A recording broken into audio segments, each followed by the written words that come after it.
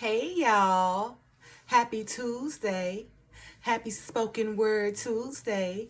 I hope you guys days come along fine. You guys know on Tuesdays I like to bring the word. And today I'll be reading from Judges chapter 2 from the KJV version, right? And earlier I read the short from Judges chapter 2 verse 2 and it reads as follows. And ye shall make no league with the inhabitants of this land. Ye shall throw down the altars, but ye have not obeyed my voice. Why have ye done this?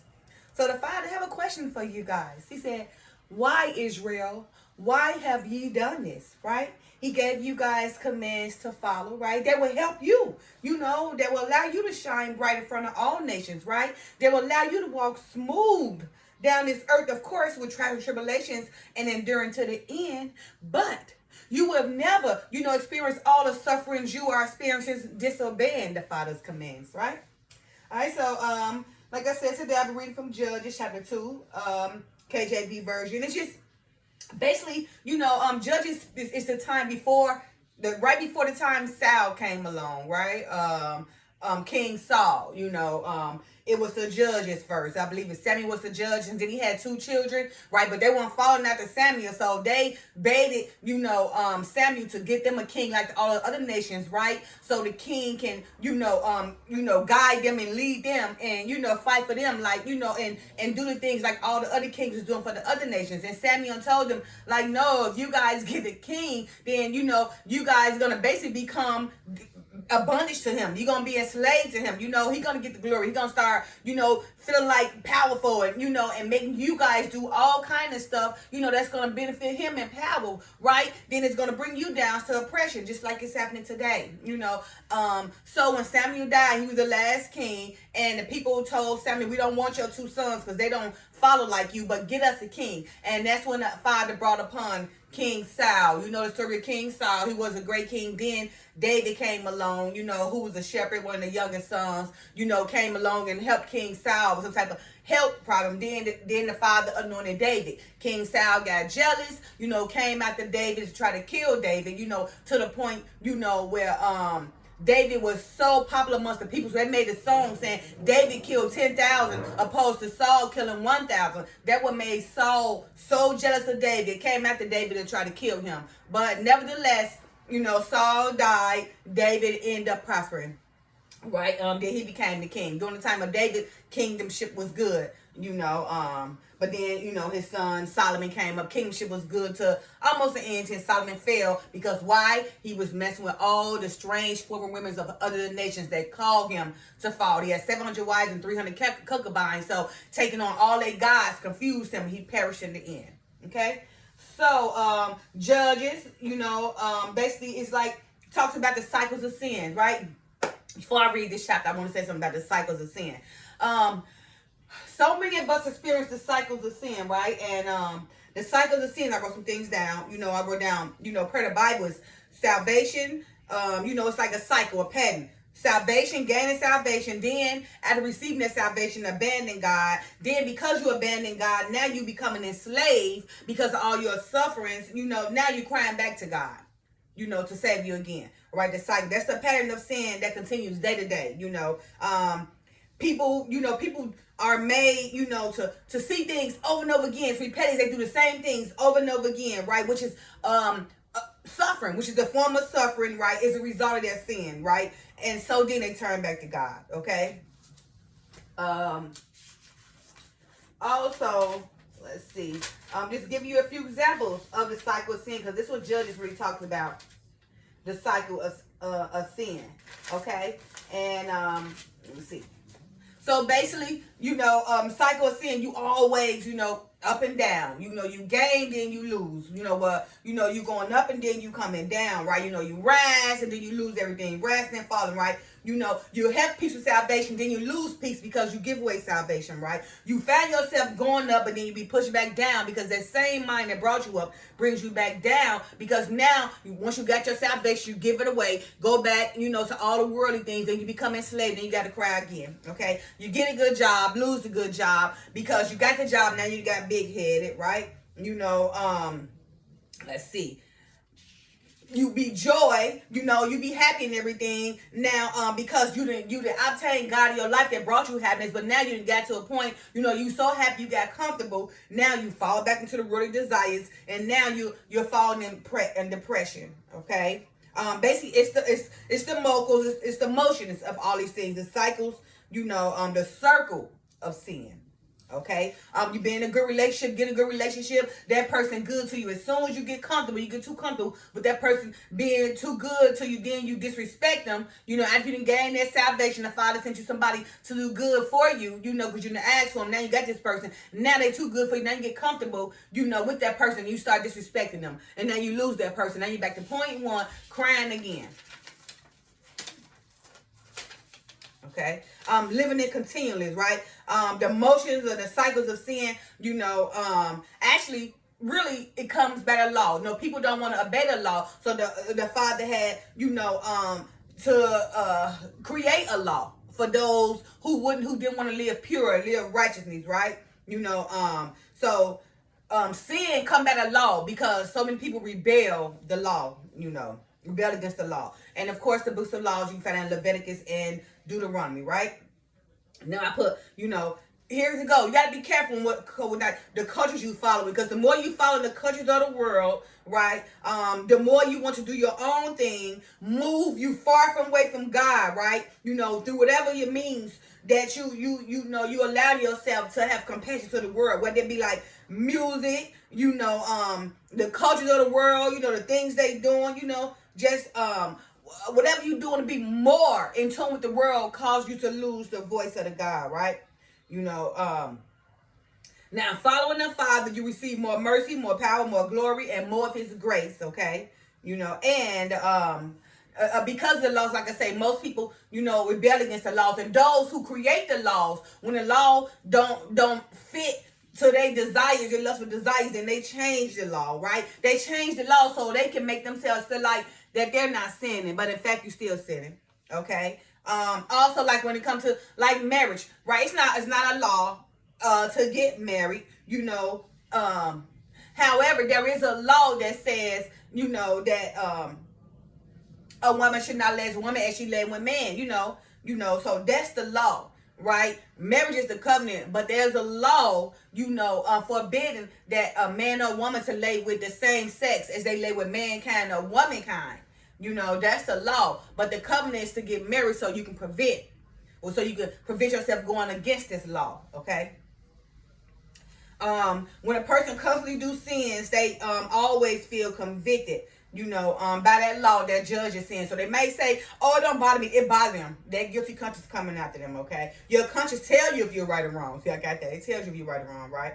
Now, so if you continue to overlook the laws in your mind, then you severing your conscience, right? And it don't equate with your actions you putting out there, right? With the what I say. If I continue to override the law of my mind, then I sear my conscience. Once you sever it, then I will have a conscience, right? Your conscience will not equate to the actions, which the consequences result of from there. Okay, so if your conscience, you didn't sever your conscience so much, it won't. When you do something, it won't make you feel no type of way because you done severed your conscience, right? So it don't equate with the actions, with the consequences so much because you done severed your conscience, so it don't matter no more.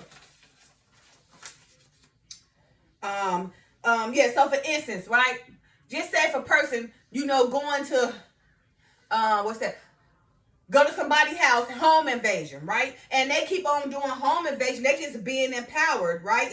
So if a person keep on doing home invasion, they think it's right to keep on doing it, right?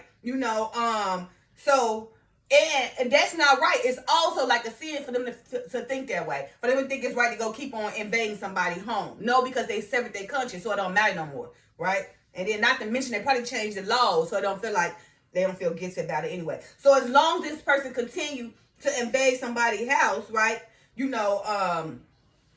under the law applies to him. It's going to judge him. Now, if it wasn't no law, then it couldn't judge him. But because it's a law and the person rebelling and not living pure righteousness, then that law is going to judge him. Then he going to wonder why it's judging him, because he's done it so long he hasn't got caught. So his mind, he can get away with it, and it's right to do it. His mind, there is no sin about it. Okay? And actually he was being judged because of the law, because he broke the law, right? And the law that he broke is why it's bringing judgment against him, right? Once you break the law will be enforced, right? And Jesus said, if we judge ourselves, then we're free of judgment, right? So if we judge ourselves, then we won't get caught up in stuff, because we judge it based on the Father's command, then we'll be okay. No one can judge us because we already examine ourselves, right? So if you judge yourself, then no one else will be able to judge you. But if you keep on dwelling in sin, someone else will judge you. Right? So, and also don't say that you have, this true relationship, this holy relationship with the Father if you don't want to be judged, because if you got a true relationship with the Father, then He's going to scrutinize you, right? So make sure you judge yourself so you don't have to be judged, right? And also the Bible said that the judgment starts with the house of God. Okay, so right now I'm going to read Judges, and it is talking about judgment, the cycles of sin and everything. So it starts with the house of God. Okay, and I'm going to read that for you, right? And also, again, so if you claim that you got a holy relationship with the Father, then you will be scrutinized, right? So the Father will judge you. So make sure you better judge yourself. Don't get caught up, in His word desires, but be obedient to the Father's laws and commands, so you can shine bright in front of all nations, right? And that way we all can follow you and learn from you to see what you're doing, right? Why you're so prosperous, right? Also, the reason why, that's why, the laws and commands, that's why, they was taken out of the schools and everything, so the world can be like it is now. Crazy, weird, just evilness throughout the whole world. That was the purpose that the press was taken out of the schools, right? So people don't even feel convicted of what they're doing. Don't feel convicted of the combination from breaking the laws, right? So why would I feel condemned for breaking the law if I ain't got no guidance or no type of commands telling me not to do it? They done took prayers out of school and everything, telling me to take God out of everything. So therefore, people don't feel convicted of any condemnation from breaking any of the laws. Okay. So for people to do what they want to do, they have to go after God's law first, arguing that the scriptures, so they don't feel convicted or judged by the law or judged by God's law. So, right. So people, in order for them to do what they want to do and feel how they want to feel, to overlook God, they have to argue against the scripture, change the law so they don't feel convicted. Okay. But of course, they try to change the truth of God into a lie, because if they can change the law, then it gives them a license to sin in their mind, which is reprobate. It's just like a woman who goes outside with provocative clothes and then get mad when a man is staring at her or drooling over her. How foolish is that? When you came out here dressed like that, what you thought was going to happen? If you're giving that provocativeness, you putting yourself out there to be drooled over and stared at. Now, how foolish would a woman to be to get mad and try to sue somebody because he's looking at her when she literally perverted herself to be looked at? How foolish is that? And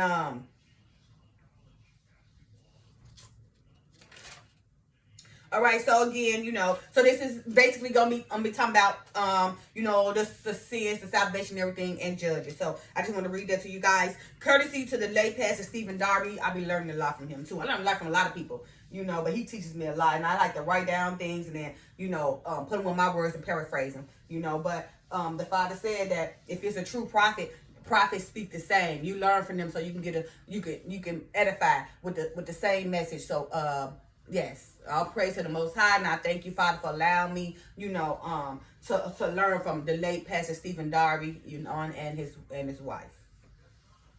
All right, you guys. So here we go. Judges chapter 2, KJV version. Reads as follows. Now, the Father right now is asking why did Israel do this? After he gave command, so he rebuking the people right now. Okay. This is the wickedness of the generation of Joshua. Okay. Chapter 2. Verse 1. it's got a header in the Bible. An angel rebukes the people.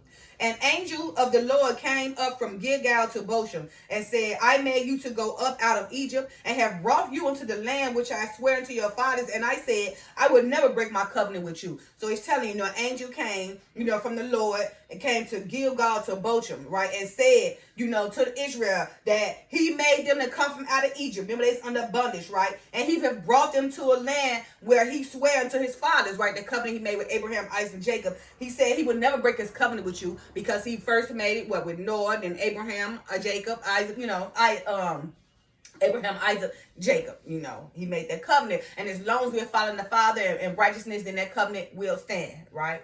Yes, he will under that covenant. Verse 2. Which is the short I made. And ye shall make no league with the inhabitants of this land. Ye shall throw down their altars, but ye have not obeyed my voice. Why have ye done this? So the land, that the Father brought Israel from Egypt, he sent it to a land, which he inherited to the Father. But he said, don't. In this land that you inherited from the Father, don't go up there, getting all friendly with them and learning their laws and all that kind of stuff and worshiping on their altars. So he was saying, don't make no league of the inhabitants of the land, right? Throw down their altars. But what? Israel did not obey his voice. And he asked him, why have ye done this? Okay. Verse 3. Wherefore I say, I will not drive them out from before you, but they shall be as your thorn in your sides, and their God shall be a snare to you. Right? We're in operation right now. A thorn in our sides, right? And it's trying to trap us in every form, fashion, or way. Being killed, by so many public officials, right? Thorns in your side, setting you up, snares to you, right? And they're gods, the gods, because we didn't got so friendly and made a league with the inhabitants in their land with these other nations. Now they have thorns in our sides, and they are nothing but snares unto us, right?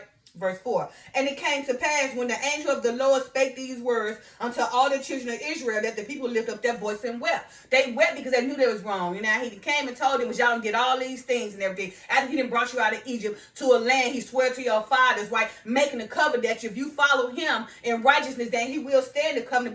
But what Israel decided to come to this land, that the Father gave them. After he brought them out of Egypt from all the vigorous and laborious toils that they've experienced, he brought them out that strange land, brought them on over, to a land that he promised to be inherited by the fathers and made a covenant. But he told them to obey his laws and commandments. Don't get mixed up with all the inhabitants. Don't make no league, but throw down their altars. But what did Israel do?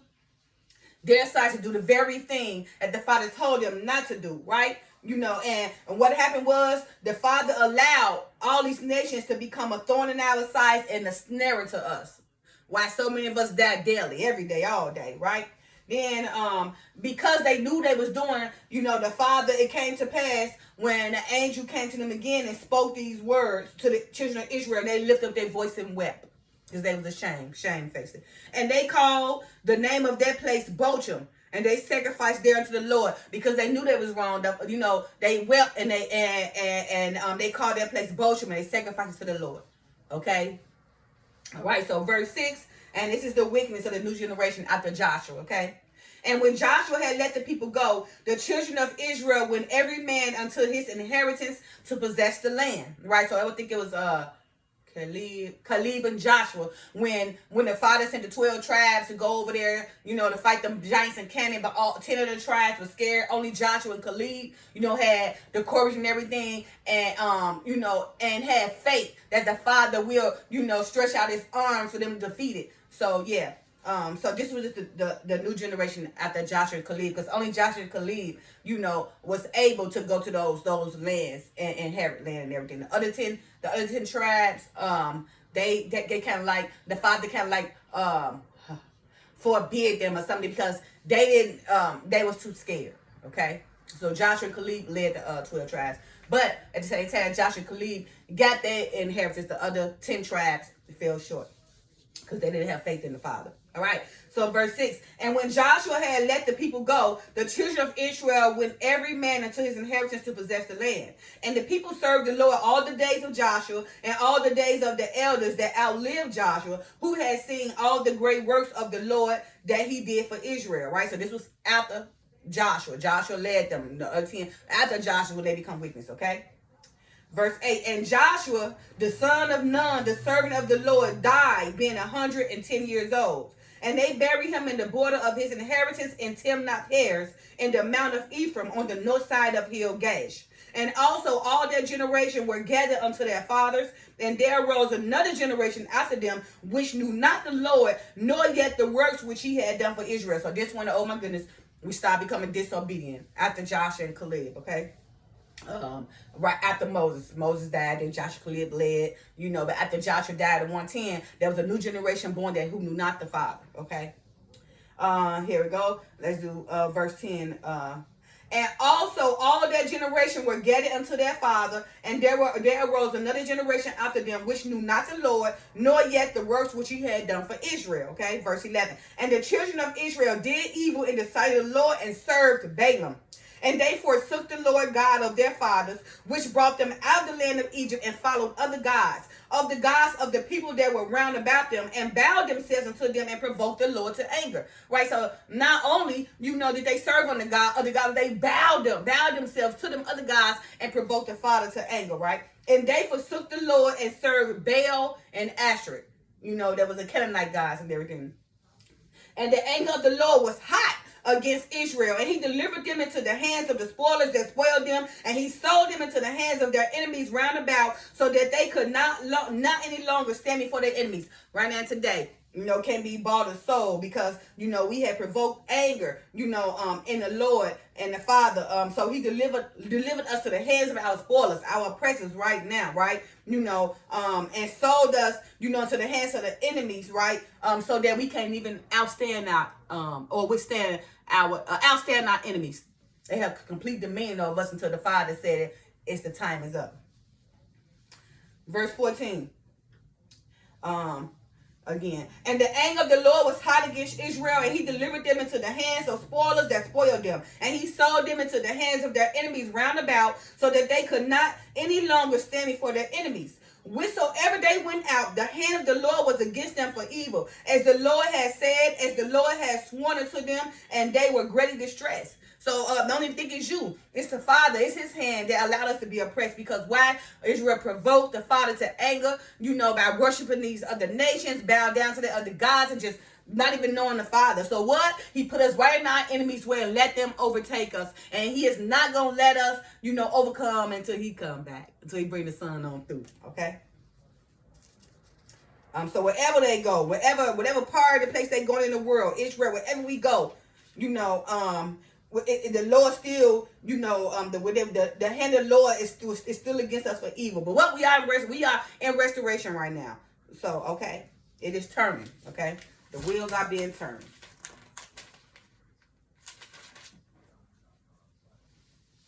Nevertheless, the Lord raised up judges, which delivered them out of the hand of those that spoiled them. So during this time, okay, remember, because remember the circle of sin. So they cried, and their Father relieved them. Remember, salvation first, then, what I put right here, this is what they did right now. Let me that be right. Let's see. Yeah. Okay, remember, they cried and the Father came and get them. Remember, salvation first. They had salvation. Then they abandoned God. Now they oppressed, became enslaved, and now they crying back out to God now. And what happens? Nevertheless, the Lord raised up judges, which delivered them out of the hand of those that spoiled them. Because they would cry and repent, and the Father come help them. It was a cycle over and over again. They knew they going to cry to the Father because he loved them, because there's a whole people unto himself. He loved them, so he always come and bail them out. But then it got to a point where he said, "Now I'm turning my head against y'all now. I ain't bailing y'all out." And right now we're in that time right now, although we're in restoration. Verse 17. And yet they would not hearken unto their judges, but they went a-whoring after other gods, and bowed themselves unto them. They turned quickly out of the way which their fathers walked in, obeying the commandments of the Lord, but they did not so. You see? So as soon as the Father raised them out, from the hands of the spoilers that spoiled them, They didn't hearken back to him again, right? So they went right on back, a-whoring after them gods, right? They bowed themselves to them gods again. They quickly turned away, out of the way which their fathers walked, right? Their fathers obeyed the commandments of the Lord, but that new generation did not.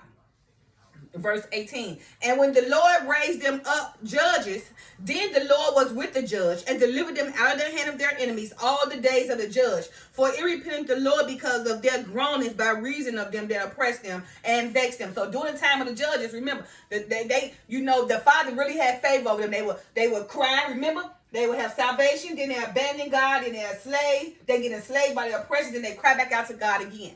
So they was very blessed people. They would do this over and over again during the time of judges. Okay, during the time of Samuel was the judge. Okay,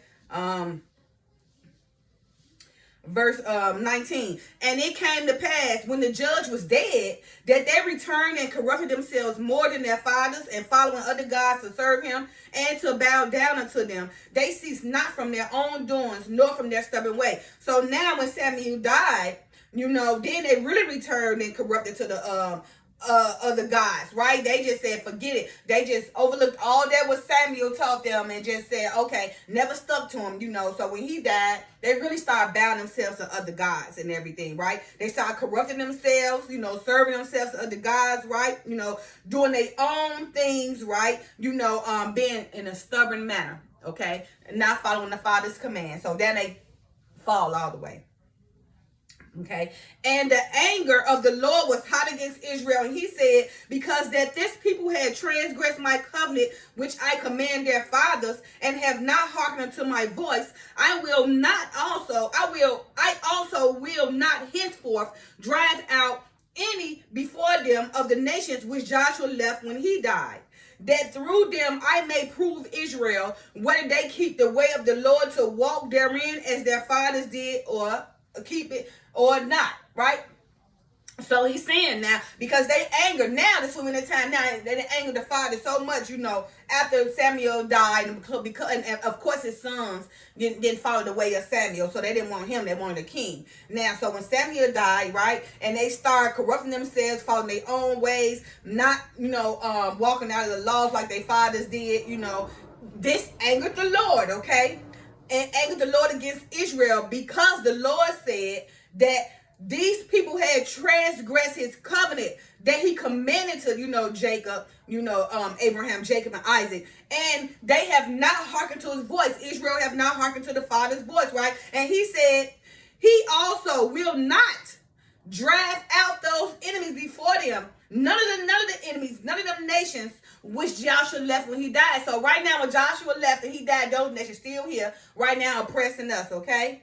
Now, that through those nations and everything, all our oppressors, right, that he may prove Israel whether they will keep the way of the Lord. Are you coming back? Where they may keep the way of the Lord to walk therein as their fathers did keep it or not. So right now, it's restoration. We're proving the Father. We're coming back to his ways, and that's what he wants. And once we fully gather and rise all the way to his ways, then he come back. Because we become the mass Messiah.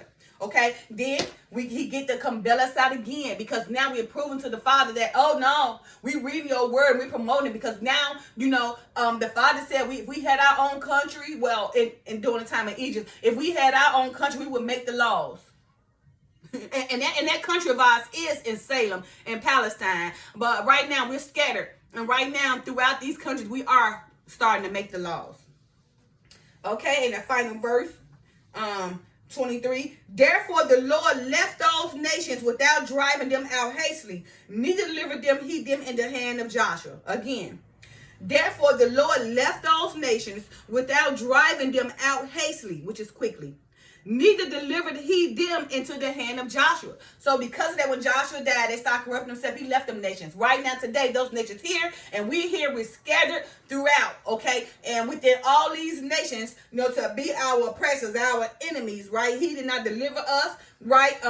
And he didn't deliver us in the hand of Joshua, who was our Savior then. But when Joshua died, because we wanted to corrupt ourselves right now, he left our enemies, and we right before our enemies being oppressed.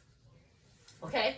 All right, you guys, I hope this brought some understanding to you guys on why Israel is in the condition we are in today. Right now, I just read to you guys, right? Now, there was a curse, that 400-year curse, but it's being overturned, okay? The curse is being overturned to our enemies, our oppressors, right? In this new world in this new world, we should be restored back to our original place, making the laws because this world is wicked and evil, and we have to make the laws. I mean, like it's nothing else, we can think of but to make the laws, and it's already prophesied that we got to make these laws because if not, this world is just falling. So we got to stop it. We got to put back our righteousness. We got to put back out the Father's laws and commandments. We got to execute and publish these laws so we can be made a mass precise so people can follow us because this world is going down. And the Father did say, man, it's going to get so wicked, even the elect should almost be manipulated. So we had to cut the time short. Okay? All right, you guys. Happy Tuesday. Love y'all. Happy Spoken Word Tuesday. Bye now.